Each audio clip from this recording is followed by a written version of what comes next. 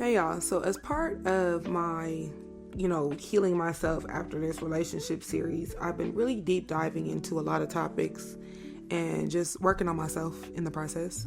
And so today, I wanted to come to you all and I wanted to talk about what a healthy relationship even looks like. Like I've been in so many unhealthy and toxic relationships and didn't even realize it until it just got so bad I couldn't take it anymore.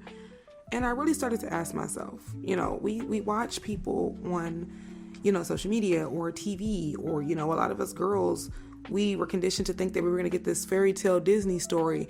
And, I realized that even for myself, I would not, obviously based on my past relationships, right? I wouldn't know a healthy relationship if it came and popped me in my forehead. So that's what we're going to talk about today. We all hear phrases like healthy relationships, relationship goals, but what does that mean? Literally, what does that mean? What does a partnership built on mutual respect, trust, and love really look like in practice? Whether you're single, dating, or in a committed relationship, this video is about us getting clear on what we deserve and what we should aim for. So, let's start with the foundation. What makes a relationship healthy? At its core, a healthy relationship is about two people coming together as a whole, secure individuals to create something greater than themselves. The key elements of a healthy relationship are mutual respect. Respect is non-negotiable.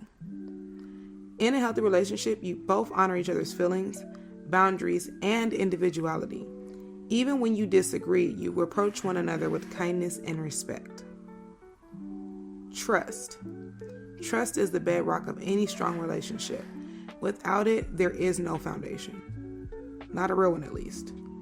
A healthy relationship is one where you feel safe being vulnerable, and you don't have to question your partner's honesty or intentions. And y'all, that is something that I have struggled with in every single relationship I've been in. Communication. Healthy relationships thrive on open, honest, and non-judgmental communication. It's about expressing your feelings, listening actively, and resolving conflicts in a way that brings you closer instead of tearing you apart. Emotional safety. Emotional safety means feeling secure enough to be your authentic self without fear of judgment or rejection. You should feel supported and accepted, flaws and all. And y'all, that is something that I was struggling with. I'm still working on that one. I'm doing the work, period. I definitely am not in a place where I want to be attached to anybody right now because I am trying to offload my emotional baggage. I'm trying to work on that.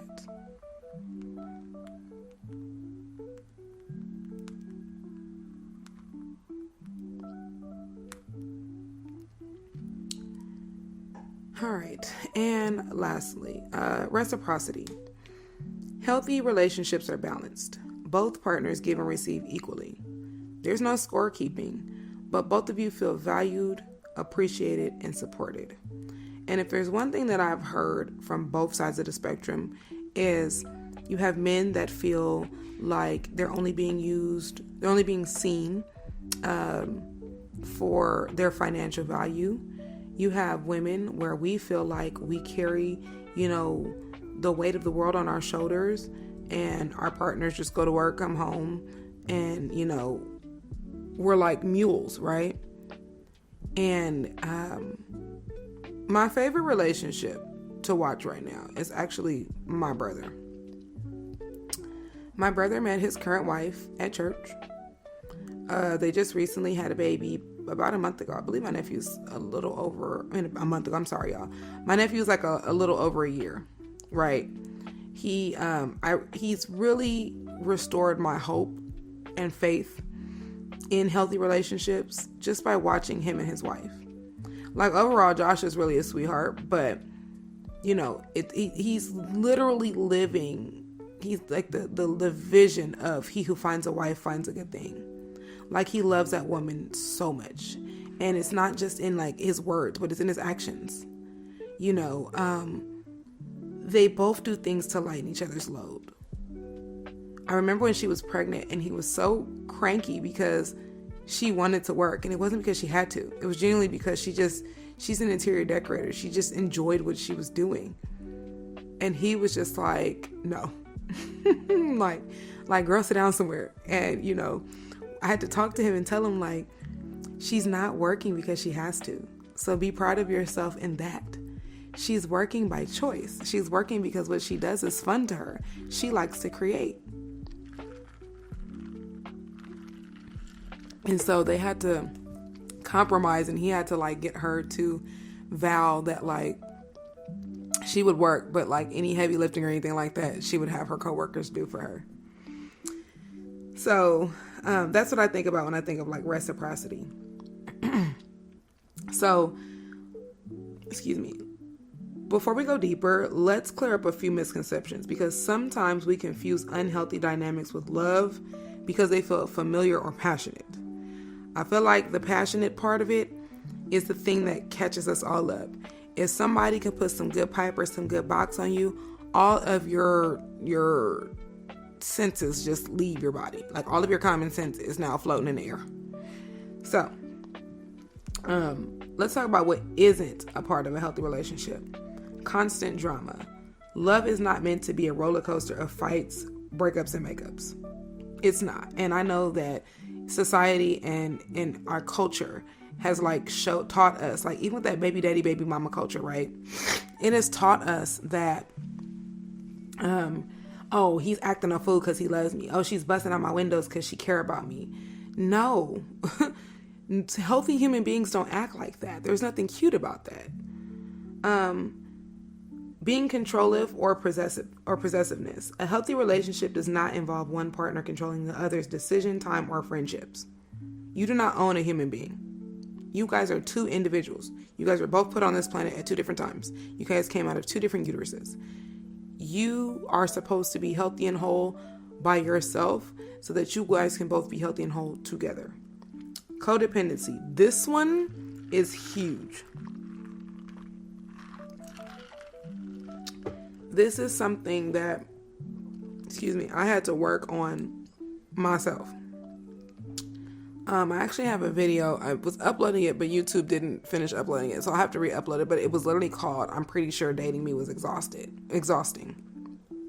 And it talks about like the expectations that I was putting on, not even just my partners, but just friends too. Like, I really was looking for somebody to come save me.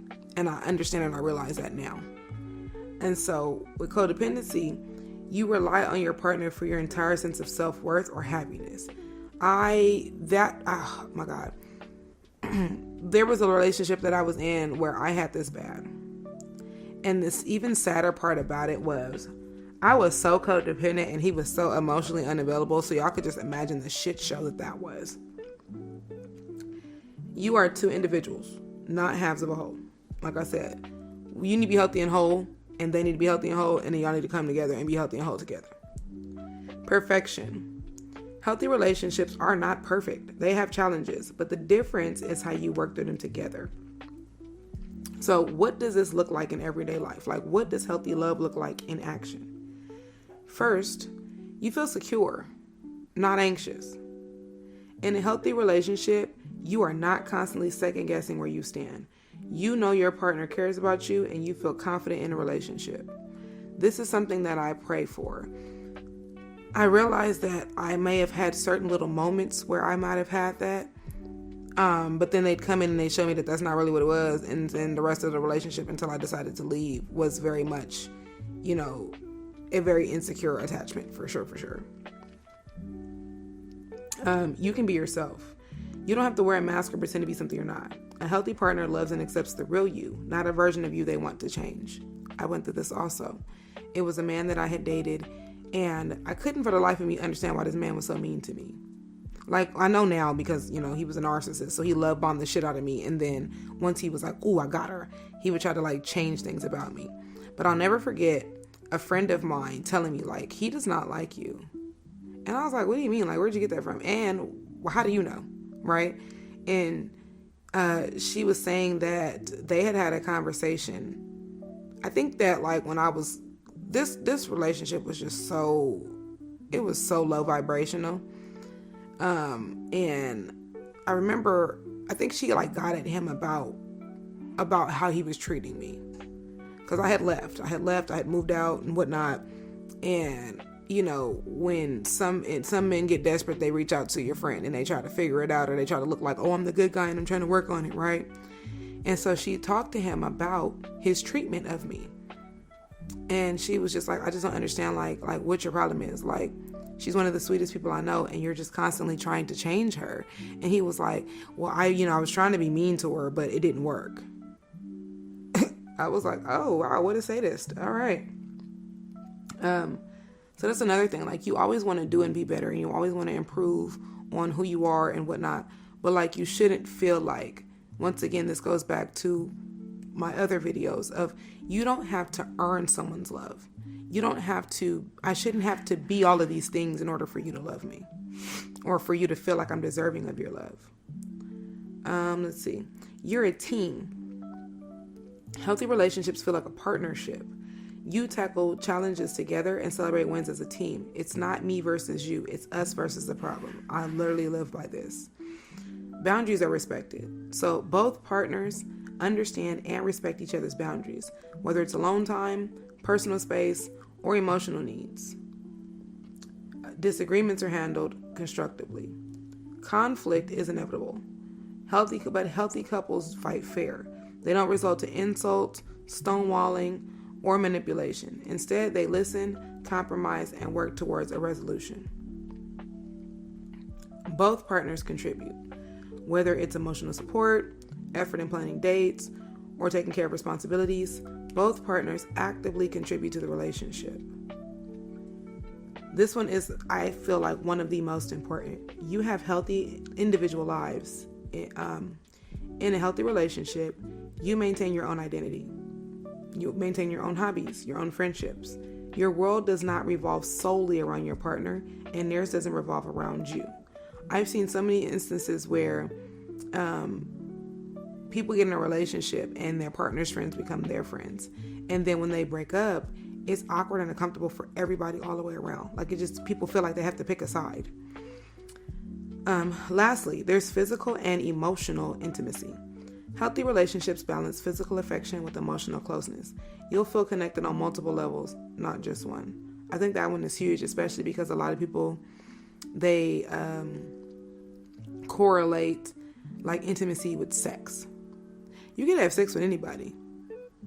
You can't be intimate with everybody. Like, you don't feel like you can, let your hair down with everybody, if that makes sense. And there's so many women that would be like, sometimes I just want to be held. Sometimes I just want to be cuddled. Sometimes I just want to be in your space. Like, I'm one of those people that I don't need, physical touch is not my love language. But I'm just happy being in the same room as the people I care about. Like, everybody could be doing their own thing. I'm just happy to breathe your air. That's how I am. So if you're wondering how to build or nurture a healthy relationship, here are some actionable tips. Number 1, work on yourself first. Healthy relationships starts with healthy individuals. Take the time to heal, grow, and understand your own needs, boundaries, and triggers. This is the space that I'm in right now.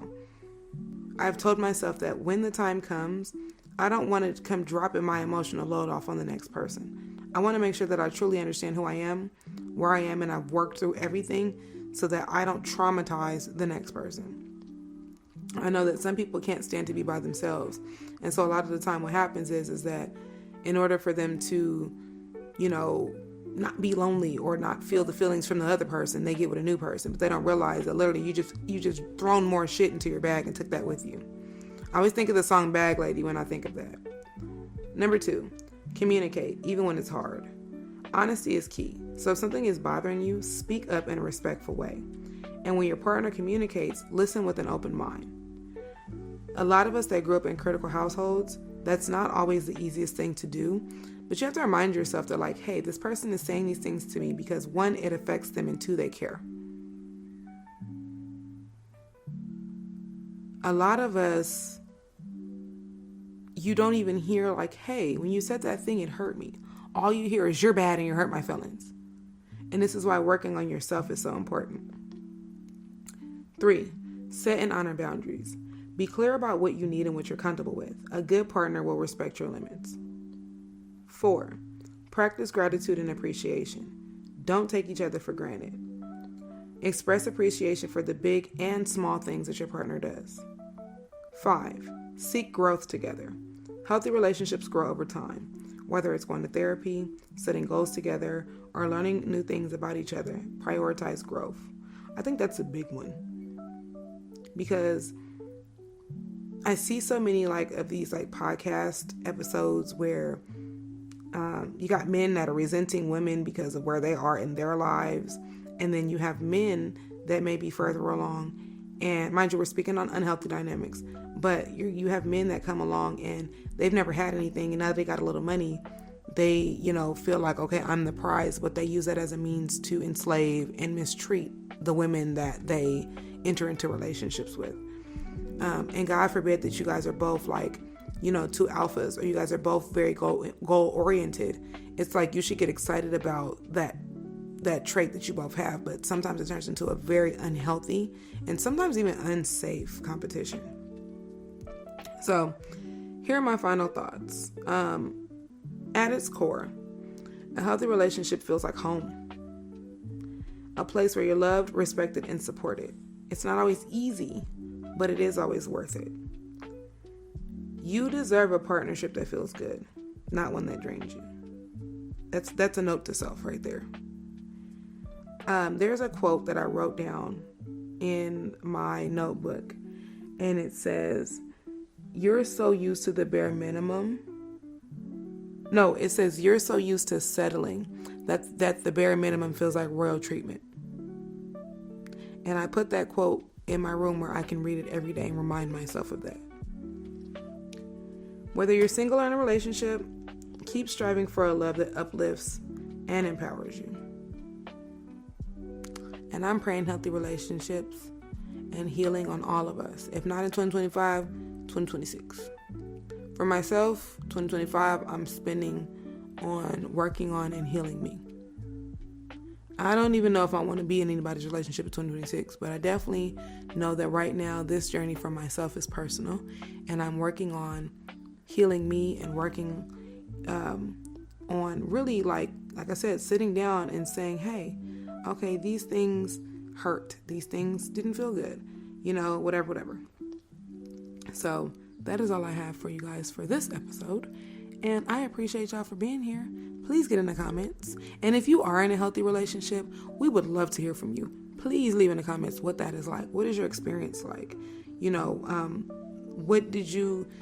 Were you in unhealthy relationship before that? What was the turning point for you? And any, kind of gems and advice that you have for us. I thank you as always, and I'll see y'all in the next one. Bye.